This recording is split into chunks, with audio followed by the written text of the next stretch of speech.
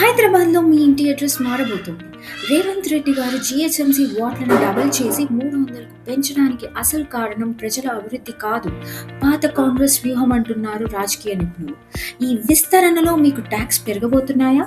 కేవలం కొన్ని సెకండ్లలో అసలు మ్యాటర్ చెప్తాను చూడండి. హైదరాబాద్లో కొత్త రాజకీయ యుద్ధం మొదలైంది. జీహెచ్ఎంసీ వార్డుల సంఖ్యను 150 నుండి 300కు పెంచడానికి ముఖ్యమంత్రి రేవంత్ రెడ్డి వేసిన మాస్టర్ ప్లాన్ ఏంటి? ఈ విస్తరణ వెనుక దాగి ఉన్న 3,000 కోట్ల అంచనా వ్యయ రహస్యం ఏంటో తెలుసుకోవాలంటే డోంట్ స్కిప్. ఈ వారం తెలంగాణ రాజకీయాల్లో జీహెచ్ఎంసీ విస్తరణ హాట్ టాపిక్. ఎందుకంటే 27 శివారు మున్సిపాలిటీలను జీహెచ్ఎంసీలో విలీనం చేసి వార్డుల సంఖ్యను ఏకంగా 300కు పెంచారు. ఈ విస్తీర్ణంతో జీహెచ్ఎంసీ దేశంలోనే అతి పెద్ద మున్సిపల్ కార్పొరేషన్గా అవతరించనుంది.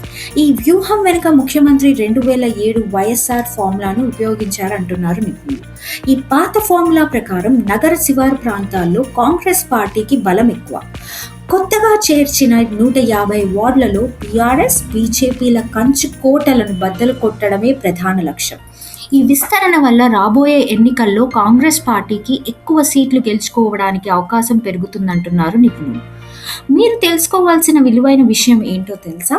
ఈ విస్తరణ కారణంగా పౌర సేవల నాణ్యత మెరుగుపడడానికి 3,000 కోట్లు కేటాయించాల్సి ఉంటుంది. మీ ప్రాంతంలో పన్నులు పెరిగినా కొత్త అభివృద్ధి పనులు వస్తాయని సంతోషించాలి. సో మీ ప్రాంతాన్ని దేశంలోనే అతి పెద్ద కార్పొరేషన్లో భాగం చేసినందుకు మీకు సంతోషమేనా? కమెంట్ చేసి చెప్పండి. వీడియో నచ్చినట్లయితే లైక్ అండ్ షేర్. ఇలాంటి మరిన్ని ఇంట్రెస్టింగ్ విషయాలు తెలుసుకోవాలంటే ఛానల్ని సబ్స్క్రైబ్ చేసుకోండి. మళ్ళీ కలుద్దాం. Bye bye.